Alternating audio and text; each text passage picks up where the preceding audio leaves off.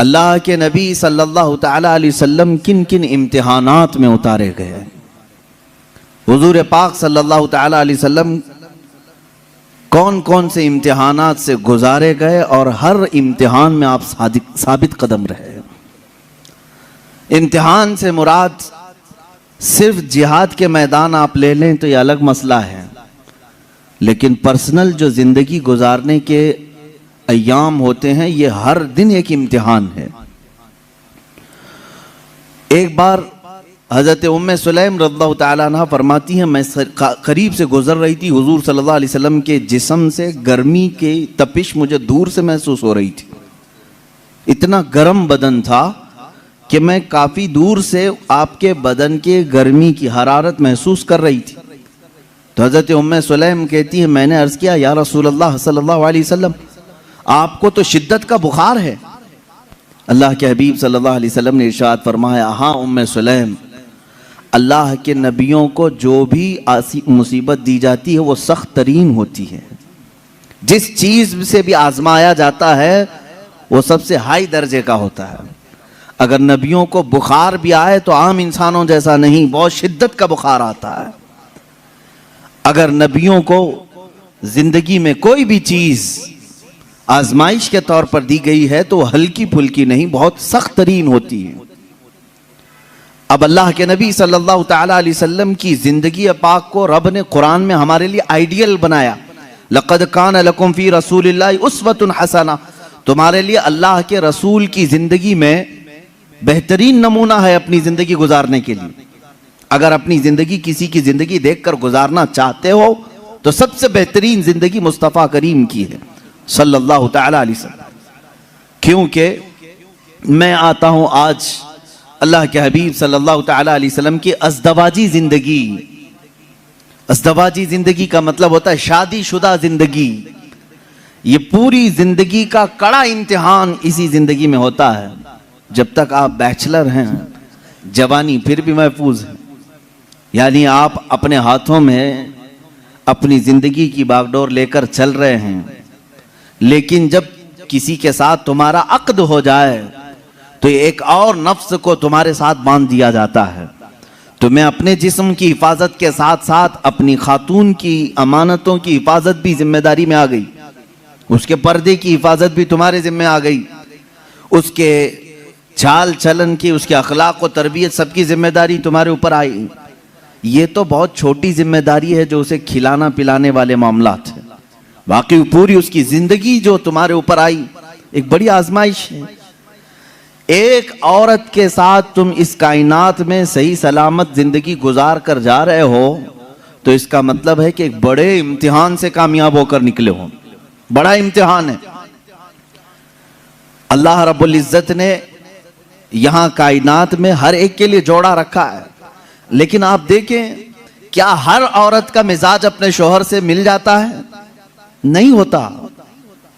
बाज लोग हमसे ये शिकायत करते रहते हैं, बनी नहीं रही है, बनी नहीं रही है, और ना चाकी है ना इत्तेफाकी होती है। मियाँ ये आपके अकेले के घर में नहीं, हर मर्द और हर औरत के दरमियान जिंदगी में ऊंच नीच नशेब व फराज आते ही रहेंगे। ये तो मालिक है परवरदिगार जो जोड़ कर रखता है। लेकिन दो मिजाजों को संभालना अपनी जिंदगी में, इसको कहा जाता है कि आदमी अब मैच्योर हो गया है। इसीलिए तो हदीस पाक में है, शादी से पहले तुम्हारा ईमान आधा होता है, निकाह के बाद तुम्हारा ईमान मुकम्मल हो जाता है। निकाह के बाद ईमान मुकम्मल। तो बगैर शादीशुदा आधे लोग हो, शादी के बाद मुकम्मल हो रहे हो, मैच्योर हो रहे हो। क्यों? इसलिए कि जिम्मेदारियों का बोझ उठाने और रास्ता चलने की आदत उसे हो जाती है। तन्हा चलना और है, पूरी कायनात को लेकर चलना और है। अब यहां मुझे बताओ मेरे अजीजों, एक औरत के साथ जिंदगी गुजार कर दुनिया से जाना एक कठिन इम्तिहान है।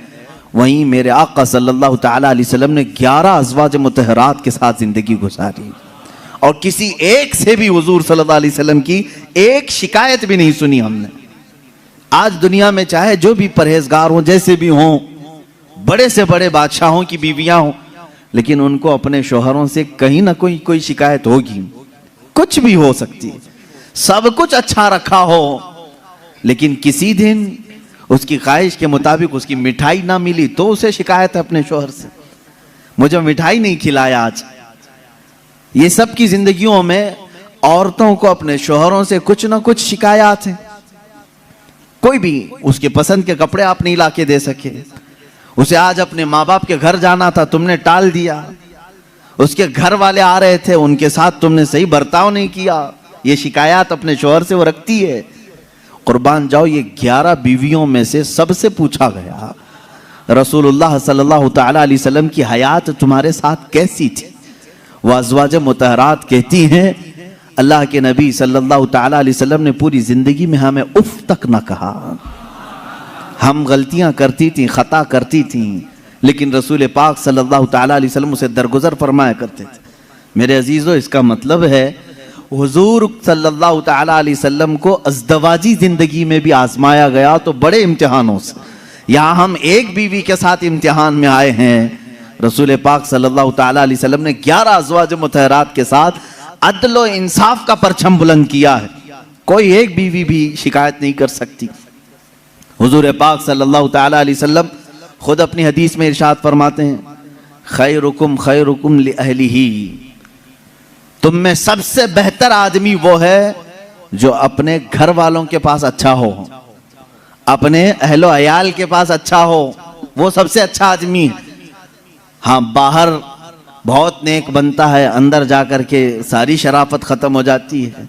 ऐसे बहुत सारे लोग हैं, बाहर उनको देखा जाए तो उनके हाथ में तस्बीह मुसल्ला सब कुछ है, औरतों के साथ बदतमीजी और बुरा सलूक भी है। ऐसे कई लोगों की औरतें भी शिकायत दर्ज कराती हैं और वो कहती हैं कि हमारे शौहर कोई नमाज कज़ा नहीं करते, और प्लस ये कि मेरे पास जो शिकायत आती हैं उसमें एक एडिंग ये भी रहती है, आपका कोई बयान भी मिस नहीं करते हैं। उसके बावजूद उनकी शिकायत ये होती है कि घर में उनका सलूक बहुत बुरा है, हमें खिंजीर कहते हैं, हमें कुत्ता कहते हैं।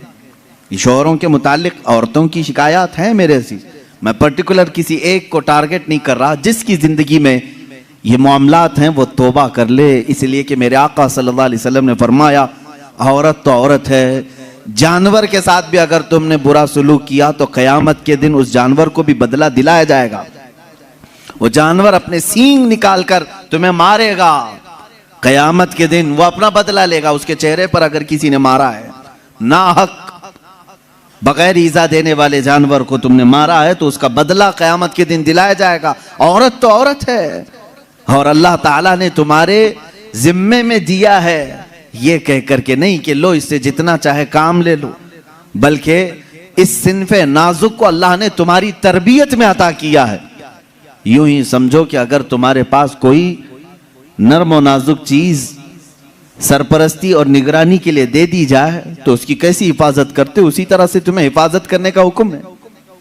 अब और एक बात, हुजूर पाक सल्लल्लाहु तआला अलैहि वसल्लम की जो अज़दवाजी जिंदगी है, आइली जिंदगी उसको कहें, हुजूर सल्लल्लाहु तआला अलैहि वसल्लम की जो शादीशुदा जिंदगी है, इसके मामलात ऐसे हैं कि सारी बीवियां ऐसे हुजूर के पास नहीं आ गई थी कि वो पहले से बहुत ही आला किस्म की अखलाक और किरदार और सारे तमाम तर सिफात लेकर नहीं, बल्कि मुहद्दिसीन फरमाते हैं हुजूर पाक सल्लल्लाहु तआला अलैहि वसल्लम की सोहबत ने उन्हें कामिल बनाया है।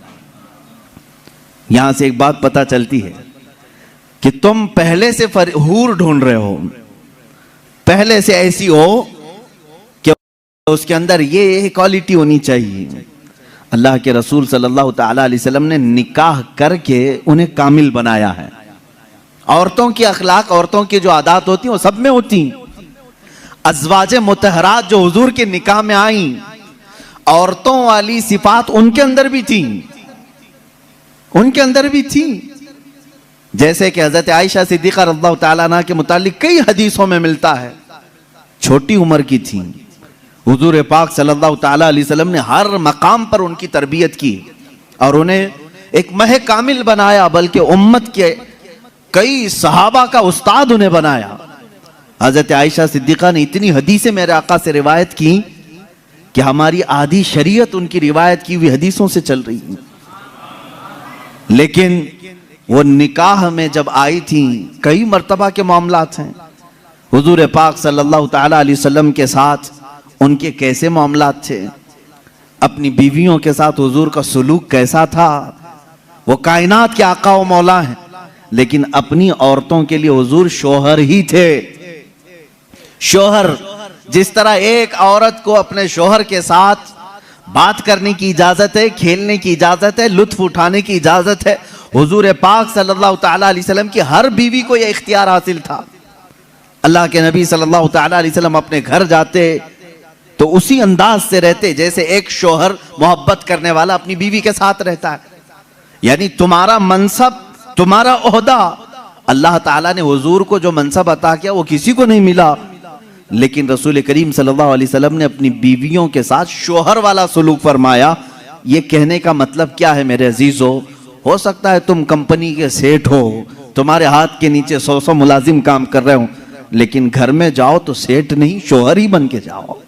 हो सकता हो तुम उस्ताद हो बाहर, तुम टीचर हो, तुम्हारे सैकड़ों की तादाद में शागिर्द हो, घर जाकर के भी टीचर ही ना बनो, घर जाकर के भी प्रोफेसर ही ना बनो, बल्कि घर में तुम अपनी बीवी के साथ तुम शोहर ही हो। तुम कंपनी के सेठ बाहर, तुम उस्ताद बाहर, लेकिन खातून के साथ शोहर वाले सुलूक, शोहर वाले सुलूक में यह होना चाहिए, कभी औरत तुम्हारे साथ मजाक कर ले तो इस तरह बिगड़ने की जरूरत नहीं कि बाद लोगों के मुतालिक ये सुना है, वो कहते हैं बाहर 200 लोग मेरे हाथ के नीचे काम करते हैं, तू कैसी औरत है, तुझे बात करने की तमीज नहीं। बाहर जानती हो मेरे कितनी इज्जत होती, बाहर जानती हो लोग मुझसे टाइम लेते हैं बात करने का, और तू मेरे साथ तू तड़ाक करती है। मेरे अजीजों, अल्लाह ताला ने उसे तुम्हारा हमराज बनाया है, शरीके हयात बनाया है, लाइफ पार्टनर है। उसको इतना इख्तियार दिया करो जितना तुम उसके साथ इख्तियार रखते हो।